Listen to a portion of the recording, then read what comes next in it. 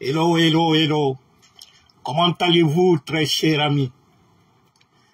Quant à moi, Dieu merci, tout va pour le mieux. Et nos souhaits, c'est prier pour tous ceux qui nous ont quittés. Dans ces jours-ci, les semaines passées, les mois ou les années passées, nous prions pour eux, que leur âme repose en paix. Nous prions aussi pour tous ceux qui sont malades, alités, couchés à l'hôpital Donka, Yasdine, l'hôpital chino-guinéen. Ils n'ont pas de soins parce qu'il n'y a pas de médicaments, parce que notre pays est abandonné, parce que nous avons affaire avec un groupe de bandits. Très cher ami,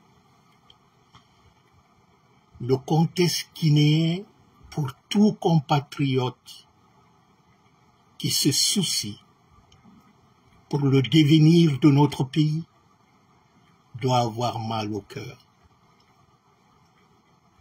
Nous sommes sur la dérive. Nous sommes à la rencontre de notre destin, de notre histoire. Tout est mouvement dans le monde actuel. Nous rentrons dans le nouveau monde. Avec ces changements, les plus faibles sont abandonnés. On ne parlera pas des morts en Guinée. On ne parlera pas de cette dictature sauvage et violente de Mamadi Doumbouya. La presse vous parlera du bombardement de Tel Aviv hier par l'Iran. Il vous parlera de la folie de Donald Trump qui renvoie des migrants. Peuple d'Afrique, revisitons notre histoire parce que tout ce qui se passe actuellement n'est pas nouveau. C'est pas tombé du ciel. Très cher ami, excusez-moi, le présent n'est pas spontané. Ça ne vient pas de nulle part. Le présent, c'est le résultat des événements successifs. Toute décision a des tendances du passé. Mais pour saisir profondément pourquoi notre société, et voire même pourquoi nos situations personnelles sont telles qu'elles sont, il est crucial de remonter sur l'origine pour comprendre ce qui se passe. J'aurais voulu faire un petit édito, si j'étais journaliste de profession, sur la vie de Mamadi. Parce que, en regardant le passé de Mamadi, vous allez comprendre qui est Mamadi. Pourquoi Mamadi agit comme ça? Très cher ami, vous savez, la connaissance historique de quelque chose nous offre un contexte précieux pour comprendre cette chose. Mamadi, c'est le démon. Mamadi, c'est l'accident dans l'évolution normale de notre nation. Mamadi est né dans une famille, pour ne pas être méchant, une famille modeste, un père pieux qui faisait tout pour que ses enfants aillent à l'école, qu'ils ont le minimum. Mamadi passait tout son temps à brigander des gens. Il dormait avec Nyalimbari, le jeune frère de Siakabari. Ils partageaient la même case à Kankankura. Mamadi, dès l'âge de 12 ans, il a abandonné l'école. Certes, il n'était pas prédisposé parce que c'était un bodo, c'est-à-dire quelqu'un qui ne comprenait rien. Tout le travail de Mamadi, c'est le vol, le brigandage. Il s'est même transformé à un certain moment comme laveur des fous. Certes, c'est un travail noble. Celui qui vient aider un fou, parce que quelqu'un qui a perdu, disons, la connaissance, le cerveau est touché. Si tu le fais dans la douceur, mais Mamadi, on le payait pour faire ce travail, mais il le faisait si mal qu'on a interdit. Parce qu'il y a un fou qui l'a tué à Kankan. Les jeunes de Kankan connaissent l'histoire de Mamadi. Ça ne fait pas 100 ans. Ça à peine 20, 25 ans ou 30 ans. C'est récent.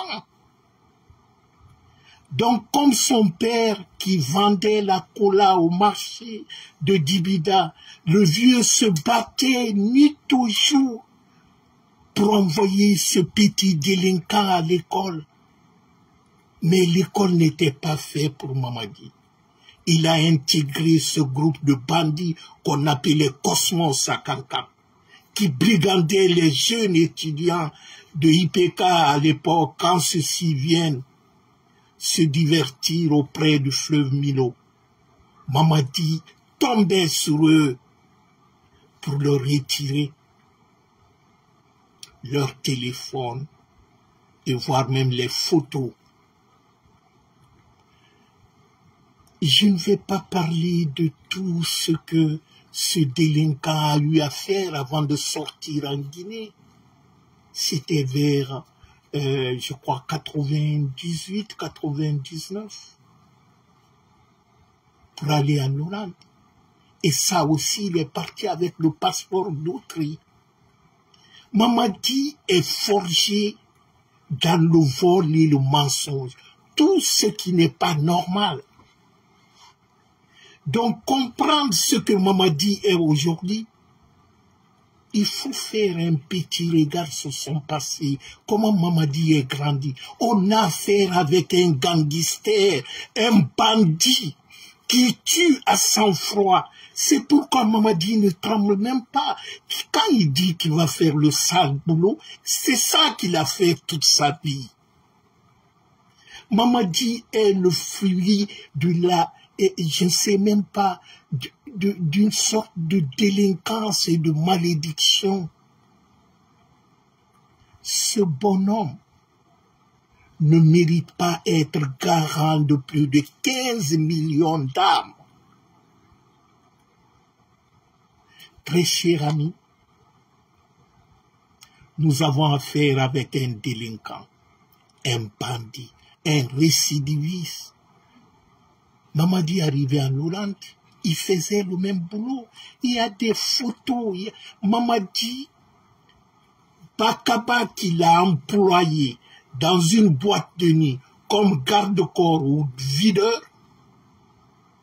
Là-bas aussi, comme il était dans l'affaire de drogue, il n'avait pas de papier. Il y a des photos, tout est c'est-à-dire tout est documenté. Mamadi n'a pas braqué la Guinée parce que il voulait faire. Non, Mamadi a pris ce pouvoir-là pour lui-même.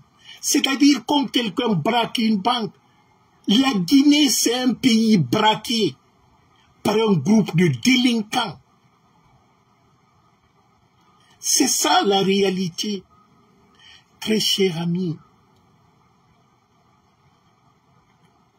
on ne va pas passer tout le temps à parler d'un délinquant.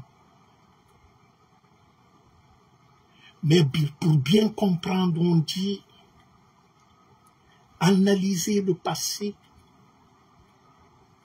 C'est comme consulter le plan d'une maison en construction. Vous allez comprendre les structures actuelles et les faiblesses potentielles. Parce que le chaos qui est en Guinée actuellement, ça s'explique par l'évolution, par le passé de Mamadi. Mamadi a pris ce pouvoir pour un instinct de survie, parce qu'il était impliqué dans la drogue. Et il ne veut pas, pour ne pas aller en prison, il a braqué la Guinée. Donc, un fugitif, un prisonnier qui braque une nation, il vit, disons, il installe un climat de terreur. Nous avons tous constaté Guelima, le griot de Mandin Guelima Koyaté a été enlevé tout récemment. Mais ça ne va pas s'arrêter là. C'est pourquoi j'ai dit, le jeune Guinéen doit chercher à comprendre. Celui qui l'appelle aujourd'hui président, Mamadi il ne mérite pas ce ton. On doit l'appeler ce délinquant, ce bandit qui a braqué la Guinée. Mamadi n'est qu'un braqueur. C'est un accident de l'histoire. Nous avons affaire avec un braqueur qui braque une nation et qui théorise sa population. C'est à nous, nous les Guinéens, quelles que soient nos divergences, on doit fédérer pour mettre fin à cette situation. Parce que Mamadi ne va épargner personne en Guinée. Ce que Mamadi a fait durant les 4 ans là, je ne pense pas si les Guinéens ont vécu ça dans tous les domaines. Hein. Depuis plus de 50 ans. Cher ami, comme je disais au départ, nous sommes au tournant de notre histoire. Mais pour comprendre cette histoire, il faut quelquefois faire un retour sur le passé. Il faut regarder le passé. Parce que souvent, les erreurs qu'on commet actuellement, ce qu'on a eu à commettre, c'est parce qu'on n'a pas tenu compte de ce que nos aïeux nous disaient. Écoutons ce petit passage, la chanson de Bembeyaga. La foi, ce n'est pas le fait de croire que Dieu va te faire ça ou te fera. C'est pas ça la foi. Mais la vraie foi, c'est croire que tout ce que Dieu fera est juste. Parce que lorsque un dictateur qui s'est érigé en droit, qui se dit qu'il a le droit de vie et de mort sur chaque Guinéen, la résistance du peuple devient un devoir. Parce que ce qui se passe actuellement dans notre pays, ce n'est qu'une prémisse d'une dictature sanglante qui est en train d'être construite devant nous. Peut-être les plus jeunes n'ont pas connu la révolution. Certes, il y avait des trucs qui étaient formidables, mais aussi, en tenant compte du contexte du moment, c'était une situation très difficile. Je voyais mes frères à l'époque, même pour lire un journal Jeune Afrique ou quoi, il fallait se cacher. Pour écouter les radios BBC ou France 24, il fallait le faire dans la chambre. Mais ce que Mamadi veut nous faire revenir en ce 21e siècle, c'est encore pire que ça. Mais le malheur en Guinée, c'est quoi? C'est-à-dire le mal, tant que le mal ne vient pas taper à ta porte, c'est-à-dire tant que ce n'est pas ton frère, ton cousin, si ça arrive à un autre, en Etagui. C'est-à-dire le Guinéen est tellement devenu égoïste et de fois même insensé, stupide, en disant ce qui arrive à l'autre là, ça peut t'arriver à toi aussi. Parce qu'on a cette caractéristique en Guinée d'applaudir le malheur de l'autre. Ça fait que celui qui fait ce mal-là, il est réconforté. Aujourd'hui, quel que soit ce qu'on reproche, et même moi, Lamine Grassi n'est pas un ami à moi. Et je me suis attaqué à sa radio maintes fois, parce que il fait partir, et bien d'autres, ceux qui ont légitimé ce coup d'État. Mais, comme je disais qu'en Guinée, certains sont victimes de leur naïveté. Parce que cela résume parfaitement la sanction contre Lamine Guirassy par la HAC. Mais je trouve ça un abus de pouvoir. En interdisant quelqu'un d'exercer son métier parce qu'il a donné une information vraie ou fausse sur sa page personnelle, sur le titre. Ce n'est pas dans une radio. Aucune loi de la HAC dit qu'on peut sanctionner quelqu'un qui fait une publication, qu'il soit journaliste ou pas, sur sa page privée. Je ne sais pas. Mais vous savez, Lamine Grassi est, malgré tout ce qu'on le reproche, à ce dernier moment, il devient une sorte de cible.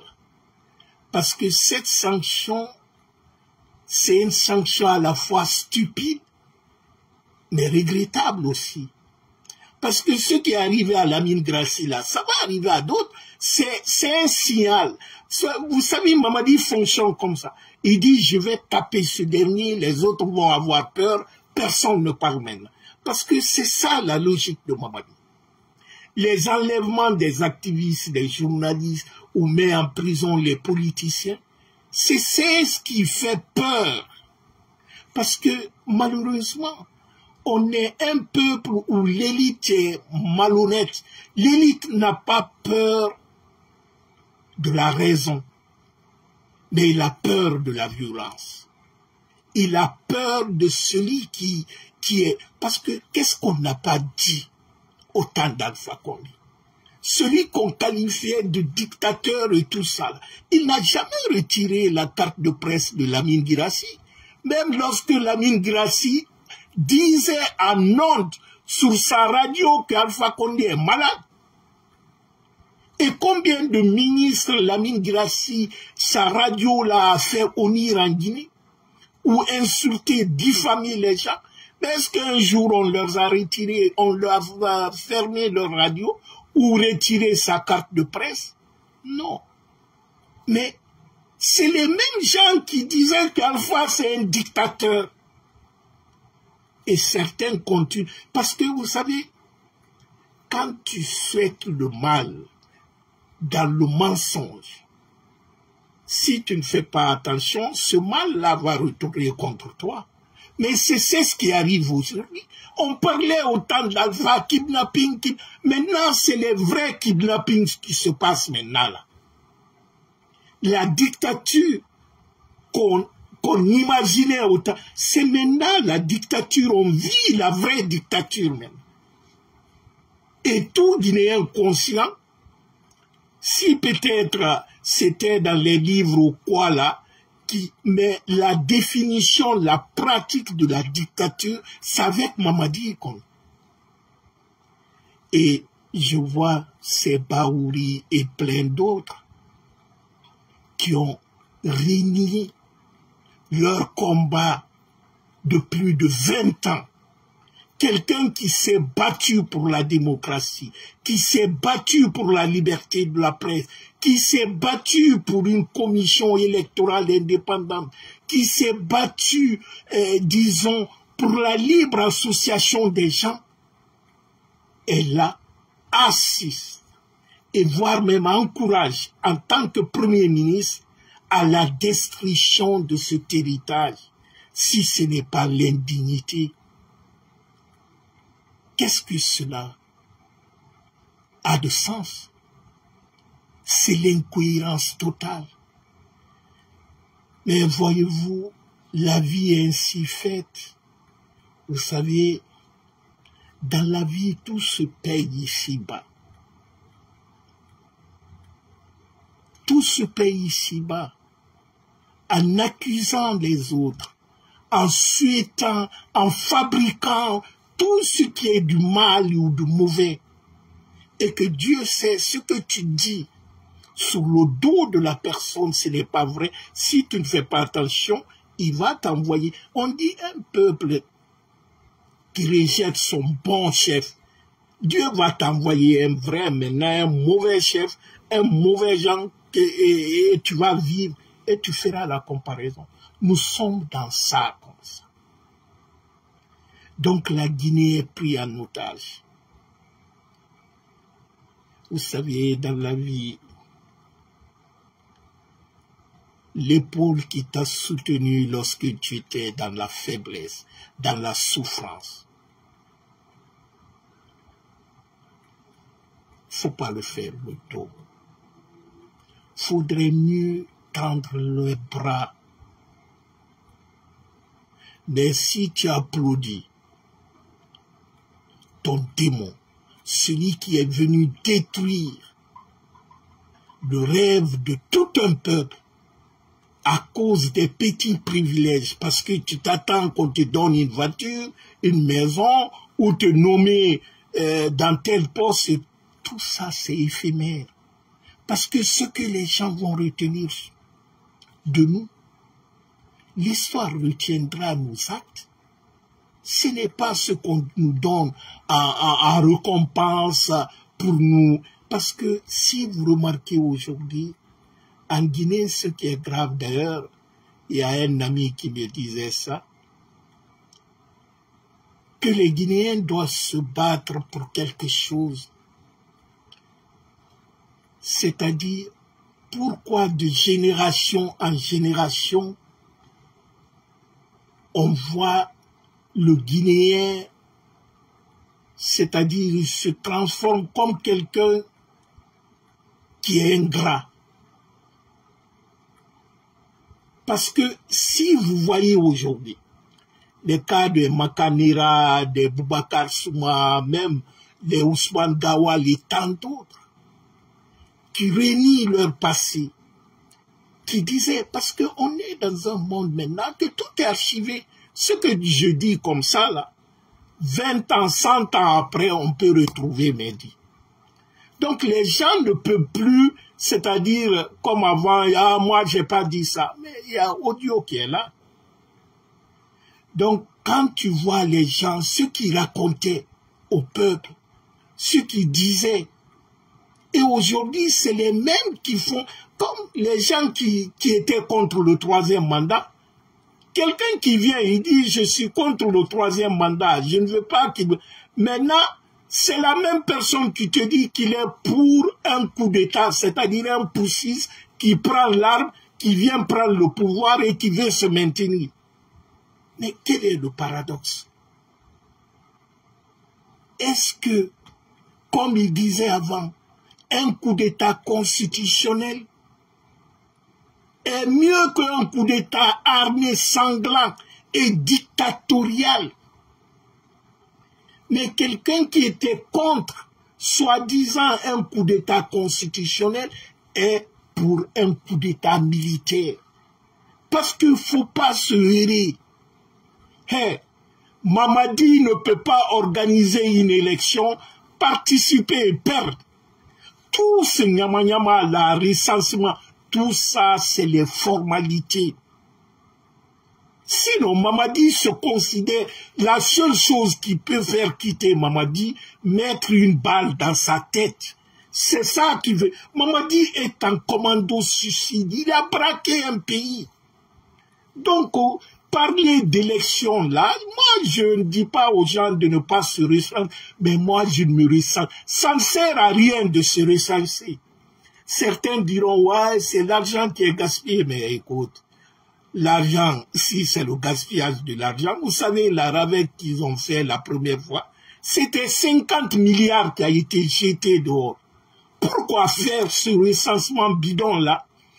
Il y avait un fichier électoral qui était là, qui a été audité par la francophonie. Et tous les partis, les grands partis politiques sont d'accord. Ils disent ce fichier-là, il faut un peu réajuster, la corriger et puis on voit que ce fichier-là est bon. Même la communauté internationale, CEDEAO, on dit, mais écoute, il y a eu l'élection en 2020, ce fichier-là a été audité. Donc ce fichier-là est bon pour d'autres élections. Mais ils veulent rentrer dans toutes ces démarches pour mettre la main sur les... Ça ne servira à rien. Ce n'est que du boucan, du bluff. Mamadi, dans sa tête, il est président déjà. Donc ça ne sert à rien de se recenser ou quoi. Ça n'a aucune valeur.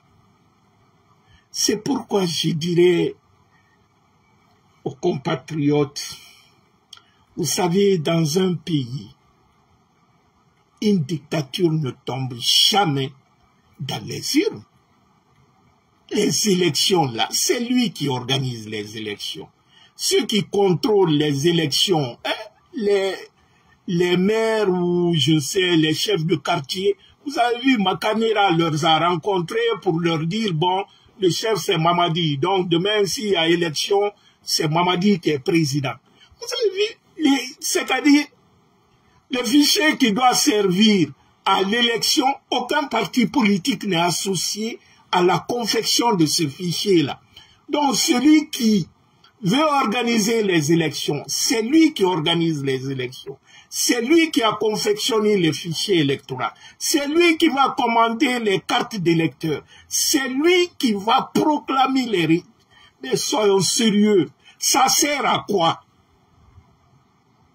À sa place, je vais épargner le peuple de Guinée à ce gaspillage encore. Il faut aller construire un dispensaire s'auto-proclamer président déjà. Mais Mamadi ne fait pas ça pour les Guinéens. Il le fait pour ses parents, parce que la France a dit, fais quelque chose de semblable comme ça, nous allons te reconnaître. Et nous allons mettre la pression sur nos sous-préfets en Afrique, là, parce que Mamadi, à l'heure là, aucun chef d'État en Afrique, à part Paul Kagame, ne le reçoit. Parce que personne, les gens disent, et les grands investisseurs aussi qui veulent venir, mais ils disent, mais ce n'est pas un régime légal. Et leur façon de fonctionner ne nous permet pas de venir investir en Guinée. Donc les élections que Mamadi veut faire, c'est pour narguer les Guinéens. C'est une façon de tromper les gens qu'il a, ces recensements bidons. Mais il faut voir, même les pour le recensement, Conakry qui représente à peu près 40 ou 45% de la population de la Guinée, le Grand Conakry, à moins de qui pour enregistrer les gens, recenser les gens que Kanka. Kanka a plus de 30% de matériel de recensement, Conakry, je crois, 15%. C'est-à-dire, j'ai dit aux gens que l'objectif de Mamadi, lui, il est président à vie. Et si les Guinéens, on permet à Mamadi de se légitimer, parce que Mamadi a la quête de légitimation, de légalité, les Guinéens vont vivre ça mal. Même ceux qui se disent aujourd'hui pro-Mamadi, parce que c'est la révolution, la dictature tue ses fils. Mais comme en Guinée, tant que c'est l'autre, ça ne me concerne pas, il dit Anaotegi. C'est lorsque ça va tomber sur lui qu'il va se rendre compte, dans ce moment, c'est trop tard. Parce qu'on est dans cette logique-là. Sinon, aucun Guinéen conscient, patriote, voit la vitesse à laquelle notre pays est en destruction. Et que les démagogues partout sont là pour... Mais prenez l'exemple sur la Banque centrale. Les lingots d'or qui ont disparu, c'est plus de 12 tonnes d'or qui a disparu. Tian Koïta, pour tout le monde a écouté les audios et tout ça, là, que les Babila mettent ça et Latif, leurs enquêtes, là. Tian Koïta, pour se couvrir, parce qu'ils connaissent tous la mentalité de Mamadi. Il va à Sigrim pour regrouper les femmes là-bas, les pauvres, après avoir détourné des centaines de millions de dollars qui appartient à tous les Guinéens, il va y distribuer des miettes avec les femmes là-bas, des analphabètes qui ne connaissent même pas. Il dit, ah, Tidiane, c'est un gentil gens. Quelqu'un vient voler l'argent qui doit vous permettre de construire les écoles, les dispensaires, l'argent du pays. Il va distribuer un peu aux gens là-bas. Il mobilise les gens. Ah, nous sommes pour Mamadi, pour l'élection de Mamadi. Il va à Mandiana, la même chose. Mais c'est comme ça, c'est-à-dire, c'est un état de clientélisme, de népotisme. Les gens, ils viennent, ils pillent le pays. Mais regardez tous les projets aujourd'hui, même les projets routiers, là, c'est-à-dire l'aménagement urbain et tout ça. Mais allez-y, avec 2 pluies seulement, allez-y voir les routes. J'ai un ami qui m'a appelé de Kindia, mais il dit, je ne comprends pas. Il dit, la route, on vient de faire, ça ne fait même pas 6 mois. Mais tout est gâté. Parce qu'on a donné aux amis, aux gens gastro pourris là, qui étaient abandonnés en Occident, ils n'ont pas d'expertise, rien. Ils viennent prendre les marchés de milliards. Sont eux qui font ces campagnes-là. Parce qu'ils sont en train... Mamadi est devenu leur source de revenus. Vous savez, un pays baillé, Mamadi devient un fonds de commerce pour ces démagogues. Donc on est dans ça. Mais regardez la crise de liquidité à la Banque centrale aujourd'hui. Mais aujourd'hui, l'économie guinéenne, les gens ne voient pas directement. Mais quand je vous dis, Mamadi nous a retourné 25 ans encore en arrière. On n'a plus de base économique, c'est-à-dire l'économie guinéenne n'existe plus. C'est-à-dire la Banque centrale, qui devrait être en principe le médecin pour la bonne santé de l'économie, en surveillant la régulation de notre économie, est devenue une caisse que Mamadi pro. C'est-à-dire la Banque centrale n'existe que de nom. Parce qu'il n'y a plus de recettes à la banque. Il n'y a même pas 10 millions de dollars. Et il y a 4 ans de cela, 3 ans disons, Mamadi a trouvé plus de 2 milliards de dollars que Alpha avait laissé, et sans compter d'autres sommes aussi, mais comme réserve, c'est-à-dire durant 6 mois, même s'il y a guerre mondiale, la Guinée pouvait s'approvisionner, mais l'argent là est parti où personne ne connaît. Et on a fait des planches à billets. C'est-à-dire, il nous a fait rentrer dans un cycle de destruction complète du socle, c'est-à-dire les principes de base sur lesquels l'économie fonctionne. Mamadi est venu détruire ça. Ça fait que la Guinée traverse la plus grande crise actuellement de liquidité à la banque. C'est-à-dire on n'a jamais connu ça en Guinée. Les biens de banque sont rares au niveau de la banque centrale et au niveau des banques primaires. Et vous voyez, les banques primaires maintenant n'osent plus déposer leur argent à la banque centrale parce qu'ils savent qu'ils ne pourront pas. Même les citoyens, on demande aux citoyens, avant la fête là, on disait que le plafond, tu ne peux pas retirer par mois plus de, je crois, 10 millions ou quelque chose comme ça. Et quelqu'un qui a 300 millions, il a des travailleurs, et le salaire des travailleurs, c'est quelque chose de 50, voire même 100 millions. Toi, tu dis à ce dernier, il ne peut pas retirer plus de 10 millions. Et après la fête, on dit 5 millions. C'est son argent, hein, c'est pas pour toi. Son argent, mais tu le bloques. Et dans le temps, est-ce que les gens viendront encore déposer leur argent à la banque? Donc, au lieu d'encourager les gens, parce que le plus grand problème en Afrique, finalement, c'est la bancarisation, c'est-à-dire les citoyens n'ont pas de compte à la banque. Donc, pour promouvoir cela, il faut faciliter. Mais si l'État même met, c'est-à-dire tu mets ton argent, tu n'as pas accès, c'est ça ce qui fait que les gens n'ont pas confiance à la banque. Et ça fait que l'argent ne va, les gens préfèrent garder l'argent à la maison, malgré les risques, que d'aller déposer dans les banques, parce qu'ils ont tous les problèmes du monde pour accéder à leur argent. Et quelqu'un qui fait ça, il tue l'économie. Et parce que c'est dans le mental, pour que même si un autre gouvernement vient maintenant, pour que les gens aient confiance, parce qu'ils vont dire, est-ce que ceux-ci aussi ne feront pas comme les autres? Parce que la confiance, ça se construit avec le temps. Donc Mamadi est venu tuer la confiance de notre économie. C'est-à-dire tous ceux qui avaient confiance à la Guinée, et non plus. Mamadi est venu, il y avait l'accord de 20 milliards avec la Chine. C'est complètement caché. Il y avait l'accord entre la Guinée et le Maroc pour plus de 100 000 tonnes d'engrais par an. Ça a été bousillé. Il y avait l'accord aussi avec l'OMS là pour la construction du barrage de Kukutamba. C'est détruit.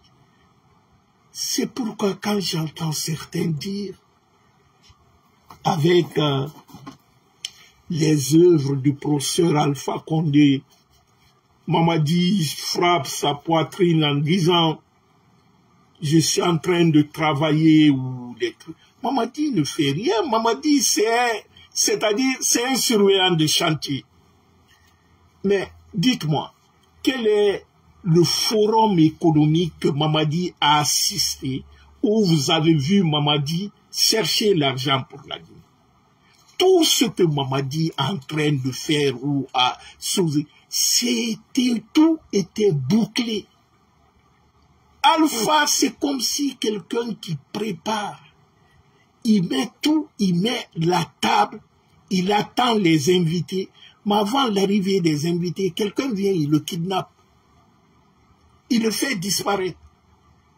Et celui qui l'a fait disparaître, quand les invités viennent, il dit « Ouais, c'est moi qui avais préparé tout ça là, je vous attendais rentrer. » Mais quand on le demande, on dit « Mais est-ce que tu peux nous expliquer la recette là, comment tu as préparé ça ?» Il est incapable d'en parler. C'est ça le problème guinéen. Tout ce que nous voyons comme ça, mais regardez tous les projets que Mamadi a initiés, ces projets, rien. Les aéroports. Quel est l'aéroport qui a Souzé? Il y a Goumou qui disait, ah, nous on ne met pas les premières pierres et s'en aller. Il dit dans 6 mois. Goumou, ça fait maintenant 4 ans. Et puis malheureusement, à l'Abbé, il y a 5 gamins qui sont morts parce que l'aéroport de l'Abbé, ils ont abandonné sans surveillance.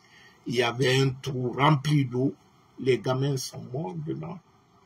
Donc, vous savez, les conséquences de la crise de liquidité à la banque centrale et dans les banques primaires,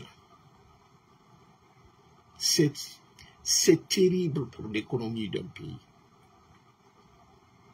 Quand un pays n'a plus, c'est-à-dire qu'il y a une autonomie financière, un pays qui fabrique son argent, c'est lui qui gère son argent. Parce que l'argent en tant que tel, c'est une marchandise comme les autres marchandises. La différence, c'est que l'argent te permet d'acheter les autres marchandises. Mais pour fabriquer l'argent, il faut payer pour fabriquer l'argent. Mamadi nous rentre dans un système,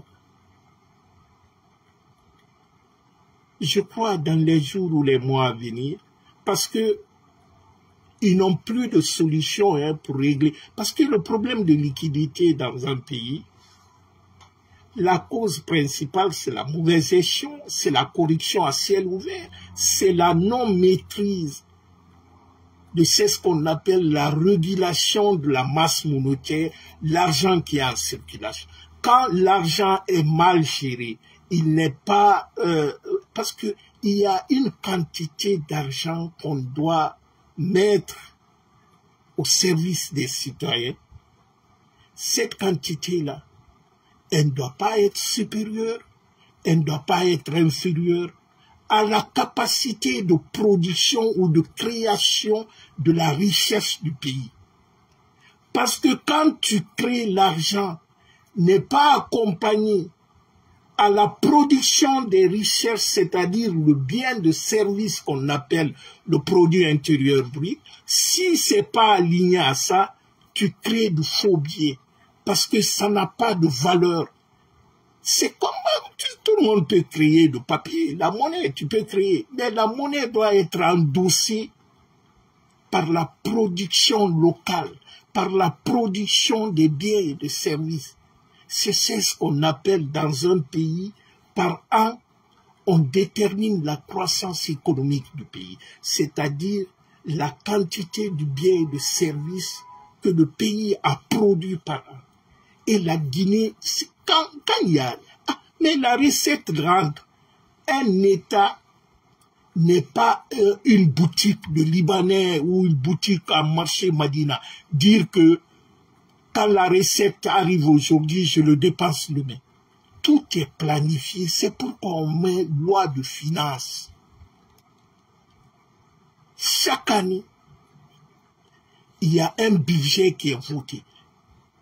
Mais ce budget-là est affecté pour les activités bien définies.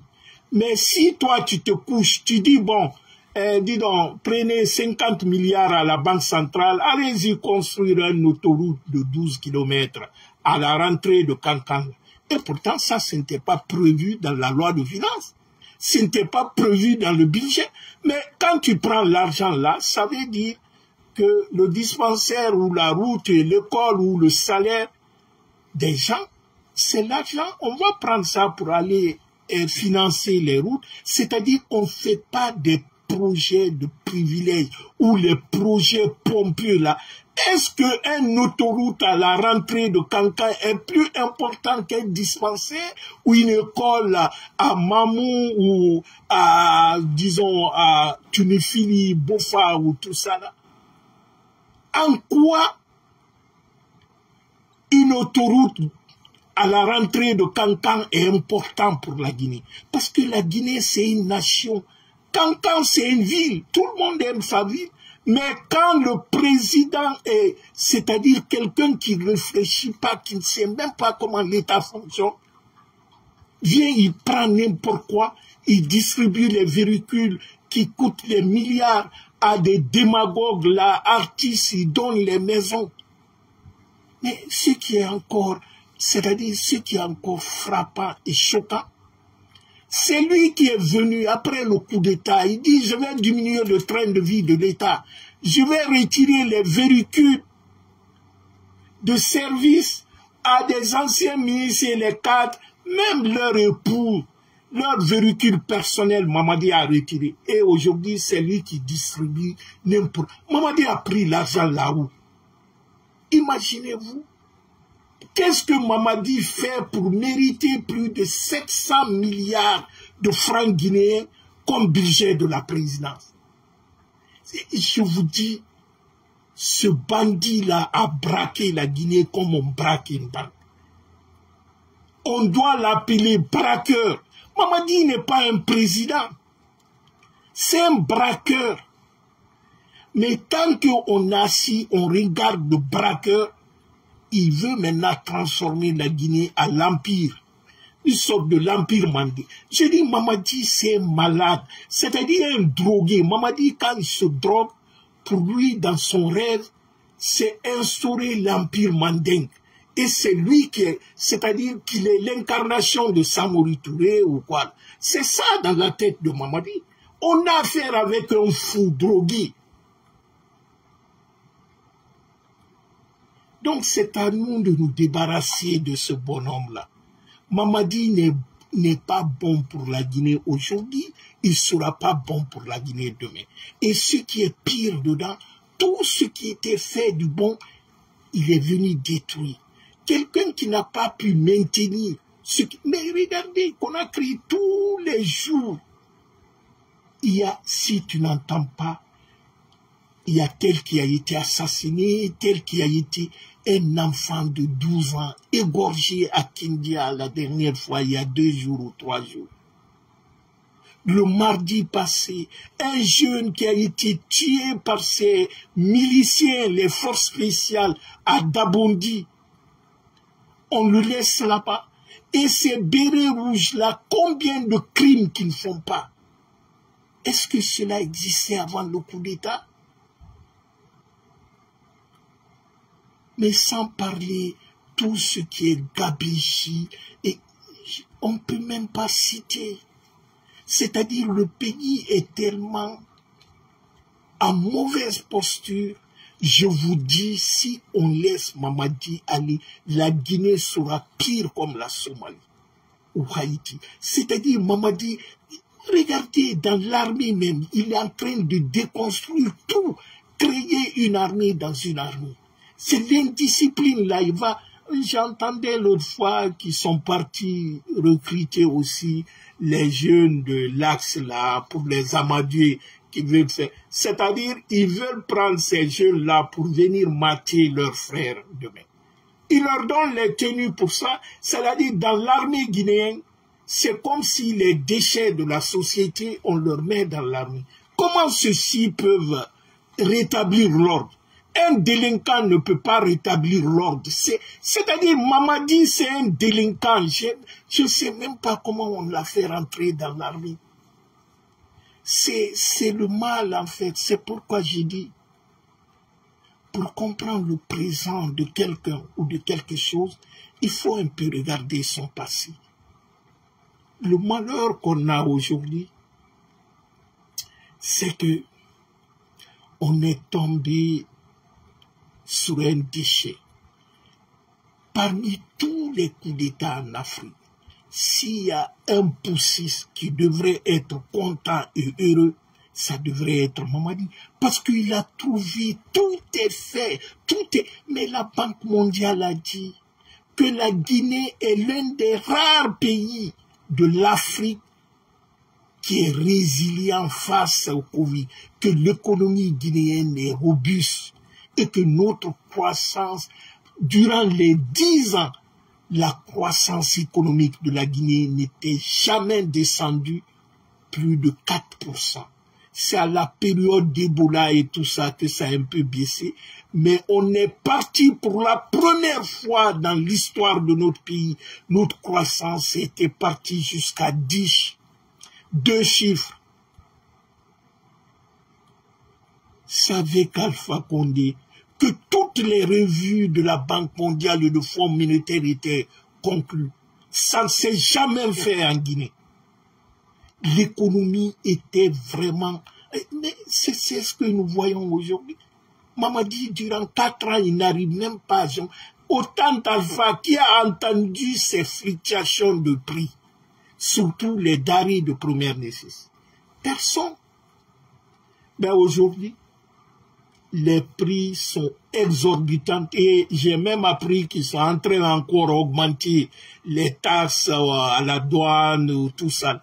Donc les prix... C'est-à-dire Mamadi n'est pas fait pour gérer une nation. C'est ça le problème. Quels que soient les trucs là, il ne peut pas s'en sortir.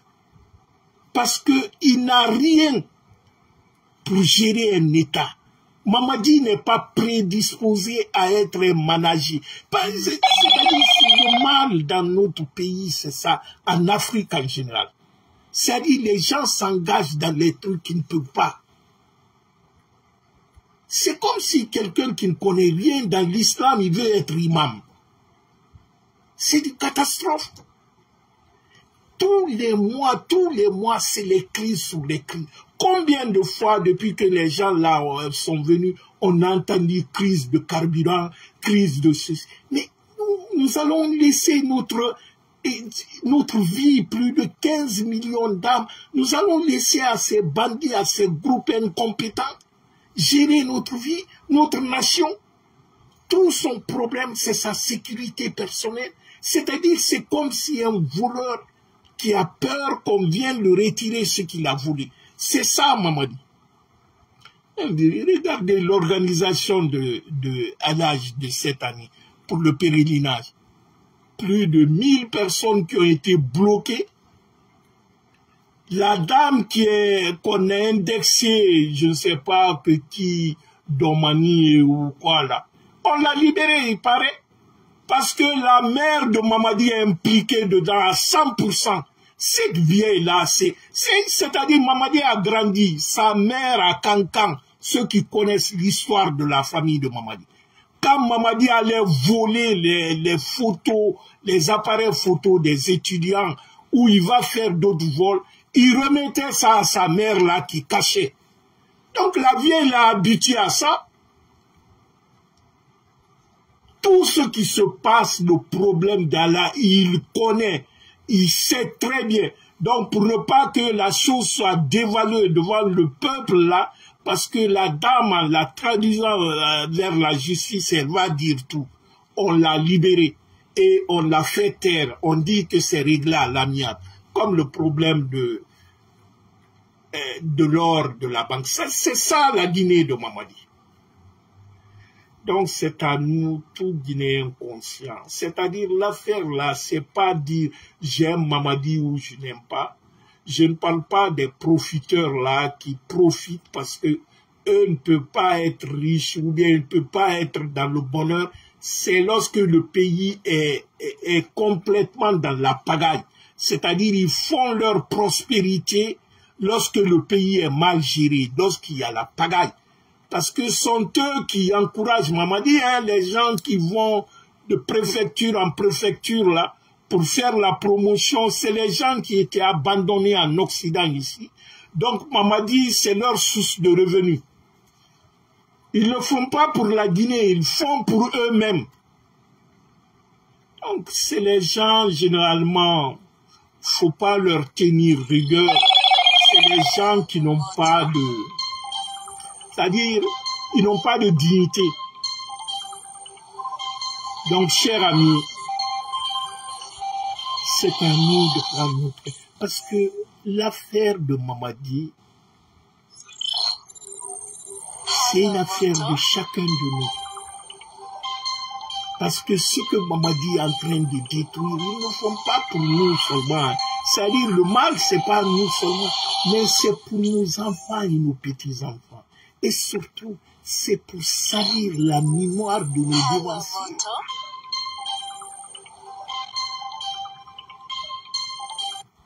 Excusez-moi. Donc c'est à nous de prendre notre responsabilité. Éliminer Mamadi, c'est la salubrité publique, c'est-à-dire c'est la légitime défense. Celui qui fera ça, il sera qualifié comme un héros. Parce que Mamadi, c'est un danger public numéro 1. Le problème à l'heure là de la Guinée, c'est Mamadi. Tout le reste là, on peut régler ça. Parce que dès que Mamadi est dégagé là, vous verrez, ces queues là, ils vont disparaître. Ils vont voir même. Mamadi va disparaître. Donc c'est à nous de prendre nos responsabilités. Et chacun de nous peut faire quelque chose à sa petite échelle.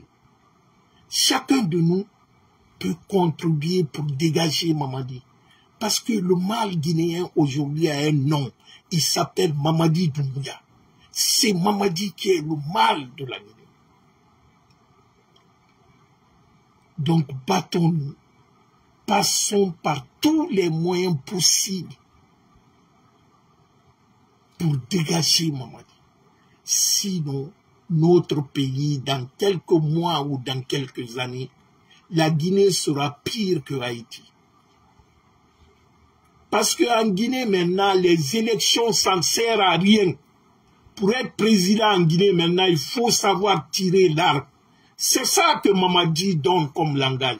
Les démagogues qui disent il est en train de travailler au Tanambé, il ne faut pas écouter ces gens-là. C'est les gens qui cherchent le mangement. Ils ne savent pas quoi faire. Sinon, quand vous regardez aujourd'hui, c'est-à-dire tout est faux en Guinée. Si vous saviez, c'est-à-dire on ne peut même pas en parler, mais les faits sont là. Les jours ou les mois à venir, les Guinéens seront encore. C'est-à-dire, depuis que ces gens sont venus, ils ne font que gérer les crises. Et vous pouvez confier la destinée d'une nation pour quelqu'un qui ne règle pas les crises, mais il crée les crises. Il ne fait que créer les crises et mal gérer ces crises. Dans tous les domaines. Tout ce qui était du bon qui existait, il n'arrive pas à maintenir ceci, mais il vient y détruire. Et le problème de courant, le Guinéen avait pensé à autre chose. Au temps d'Alpha, on ne parlait plus de cela, surtout dans le Grand Conakry. Mais aujourd'hui, allez-y dans les quartiers à Tipé, à Kindia, partout, les gens manifestent. L'insécurité. Certains peuvent croire que un régime militaire, le minimum, c'est que le pays est en sécurité. Mais aujourd'hui, quand ton parent sort de la maison, tu pries Dieu pour qu'il rentre sain et sauf. L'insécurité est partout en Guinée. Partout. Et ceux qui créent l'insécurité, là, c'est les hommes armés, là, les forces spéciales. Ils accidentent des gens, ils ne s'arrêtent pas. On dirait que tout le temps, eux sont en mission. Et quand ils tuent les gens, ils laissent les cadavres là-bas, il n'y a pas d'enquête, rien. C'est-à-dire, pour eux, ils sont intouchables. Celui qui a enlevé Guilima, c'est un des garde-corps proches de Mamadi. Et c'est par, disons, la recommandation de Mamadi d'aller arrêter Guilima.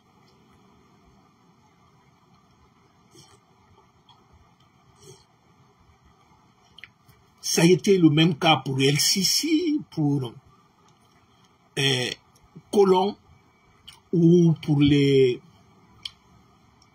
Marouane, ou les Nielo. C'est-à-dire, on ne peut même pas, il y a des centaines de personnes, les inconnus.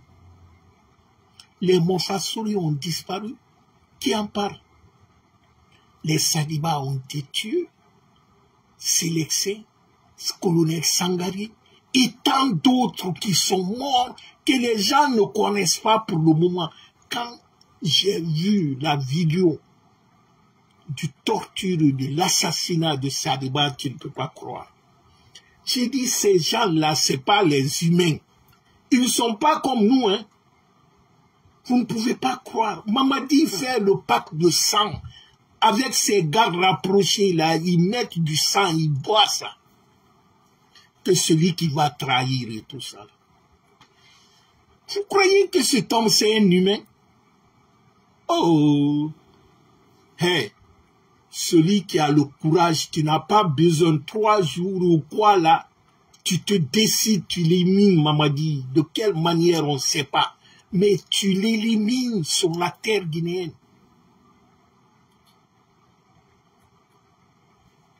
Très cher ami, vous savez, quand on parle de la Guinée, il y a tellement de choses à dire.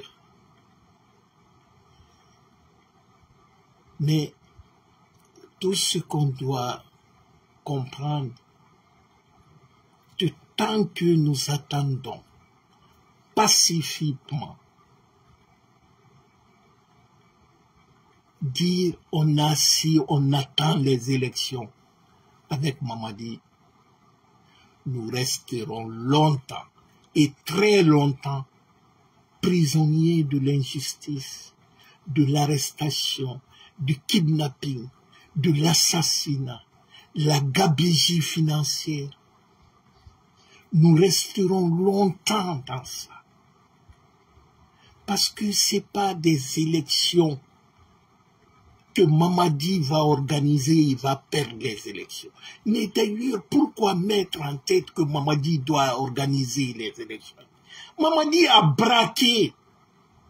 Mamadi, c'est pour ne pas aller en prison qu'il a pris ce pouvoir-là. Vous croyez que Mamadi va laisser ce pouvoir-là si quelqu'un ne vient pas le dégager? C'est un instinct de survie. Ils ont trompé les gens au départ en leur disant « Ah, c'était pour le troisième, contre le troisième mandat. » Mais regardez dans les faits. Tous ceux qui sont battus contre le troisième mandat, ils sont où aujourd'hui? Les Fourguemengue ont disparu. Les Saint-Loussidia, ils sont en exil. Sako, Abdou Sako a été battu, Souzé. Les Alouba sont où aujourd'hui? Donc il faut être réaliste. Ça dit, il ne faut pas être naïf. Mamadi n'a pas fait ce coup d'État-là, ni pour la démocratie, ni pour le troisième mandat, ni contre la mauvaise gestion. C'est tout le contraire. J'entendais quelqu'un même dire, si les erreurs du passé deviennent la règle du présent, en ce moment, il n'y a pas eu d'erreur du passé. C'est qu'on s'est servi du passé comme alibi, comme prétexte pour tromper les gens. L'objectif de Mamadi, c'est ça, c'est-à-dire un voleur qui a braqué la banque, il sait qu'on devrait l'arrêter. Donc il dit, la seule façon pour moi de ne pas être arrêté, parce que même si je fuis là, problème de drogue, je sais, en Hollande, il y avait ça sur mon dossier. En Guinée aussi, comme Alpha a fait des enquêtes et que les gens savent ça, je n'aurai nulle part où me cacher. Donc la seule solution, c'est braquer Alpha Condé. Ce coup d'État est venu pour ça. Donc c'est du banditisme. C'est le braquage pur et dur. Ce n'est même pas un coup d'État. C'est un groupe de bandits délinquants qui ont été soutenus par les multinationales et la France coloniale qui veulent mettre main sur nos richesses. C'est pourquoi la France ferme les yeux. Alors là, je vous ai dit, la Guinée est le premier exportateur de la bauxite en Guinée. Dans le monde du moins. 140 millions de tonnes. Qui en principe une tonne coûte à l'heure là sur le marché mondial 108 $. 140 millions de tonnes, quand vous multipliez ça par 108 $ la tonne, ça fait près de 18 milliards par an. Imaginez-vous. Mais l'argent là va où? Même si on avait 6 milliards par an, on peut construire les grandes routes chez nous. On peut construire les dispensaires, les écoles, les hôpitaux, mais rien. C'est que l'argent qui rentre, le peu qui gagne dans ça. Parce que quand je vous dis aujourd'hui, le code minier, Mamadi a déchiré, il a jeté. Vous avez tous entendu Djiba qui disait que quand on met les documents, un con comme ça, là, que ça fait 14 km. Regarde. C'est-à-dire le Guinéen ne connaît même pas. Avant le coup d'État, tout Guinéen savait que 15% des recettes minières étaient dans l'ANAFIG. Et il n'y a pas un village en Guinée, une préfecture en Guinée où vous ne trouverez pas une réalisation d'ANAFIG. Mais aujourd'hui, Agnès existait, on donnait un peu d'argent aux personnes les plus démunies en Guinée. On a créé les MIFA, la fonctionnaire. les banques qui aidaient les femmes pour avoir. Il y avait des semences améliorées. On est parti prendre les plantes arabica ou les trucs, les pépinières à Mamou, mais tout a disparu. Il y avait une équipe de mécanisation de l'agriculture qu'on appelait Kobiri. Il y avait des tracteurs, les machineuses. Tout a disparu. Ils ont pris les machines là, ils sont repartis. Ouyasanda en a 5 à Koursa là-bas, ils se transforment entre eux. On distribue et le peuple reste comme ça. C'est-à-dire, si vous saviez comment ces gens-là sont en train de détruire la Guinée, et quand je vois ces démagogues-là chanter, ouais, il est en train de faire ceci. Mais les gens sauront, bientôt ils le sauront. Très cher ami, merci de votre écoute. Mais encore une fois, il n'est pas possible de dire non, on ne peut pas, on va laisser. Non, il est encore possible de remettre tout en ordre. Parce que tout n'est pas perdu. Soit nous continuons à subir en silence, que Mamadi nous tue, qui détruit notre économie, qui kidnapping les gens, qui l'assassinent. Soit nous nous levons comme un seul homme pour dire stop. Pour dire stop. C'est ensemble qu'on peut construire ce boucle, cet arsenal de force.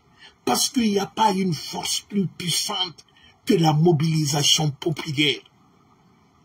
Quand le peuple se lève et qu'il est conscient que l'obstacle qui le détruit, qui fait du mal,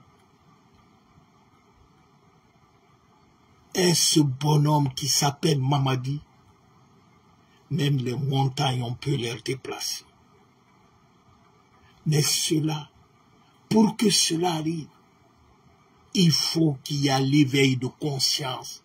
Il faut que les Guinéens se disent que ce combat-là, ils ne le font pas pour Paul ni pour Pierre. Qu'ils le font pour eux-mêmes.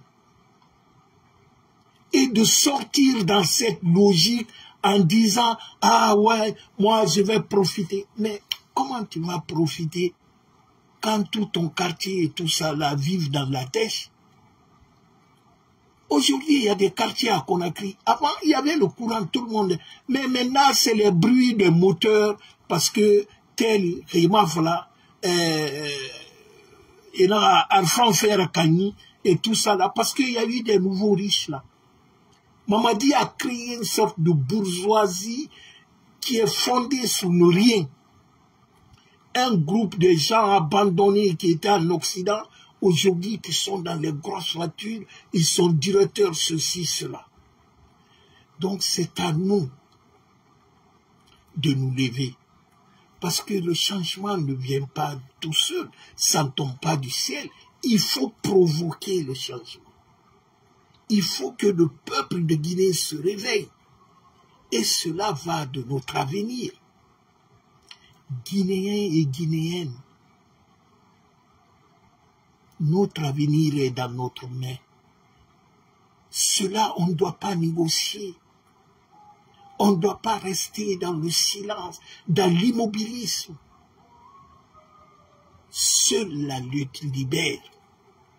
C'est en se levant ensemble et aucune force ne peut résister. C'est ce message qu'on doit passer partout, dans nos groupes, en parler à nos frères, à nos parents, parce qu'eux ne font que tromper nos parents. Ils font que les désinformer. Donc notre rôle et notre devoir, c'est d'abord conscientiser et agissons même. Parce que si nous attendons trop longtemps, le mal sera fait. Parce qu'il y a des choses qui sont irréversibles. Donc mobilisons-nous, partout où nous sommes dans le monde, mobilisons-nous pour dégager ces bandits parce qu'ils ne sont pas bons pour nous. Mamadi n'est pas là ni pour les Malinki, pour les Soussou, Peul ou Foresti. Mamadi est là pour un groupe, un clan de mafieux. Et ce groupe de clans de mafieux, c'est composé de toutes les ethnies. Mamadi utilise les ethnies pour se maintenir. Sinon, Mamadi, c'est un délinquant, c'est un voyou. C'est un vendeur de drogue, c'est ça.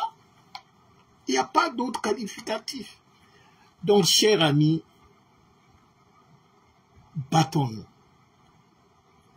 Ne nous décourageons pas. Passons le message, sensibilisons, informons nos parents, nos frères, nos sœurs, leur dire qu'on ne gagne pas une lutte ou un combat dans le silence et dans l'immobilisme. C'est la lutte qui libère. Il faut que nous luttons, il faut que nous nous révoltons contre l'injustice que nous subissons même. Parce que Mamadi, ce n'est pas beau de voir Mamadi dire, nous les Guinéens, de dire que c'est Mamadi qui est le président de notre pays. Ça ne nous fait pas honneur, c'est honteux.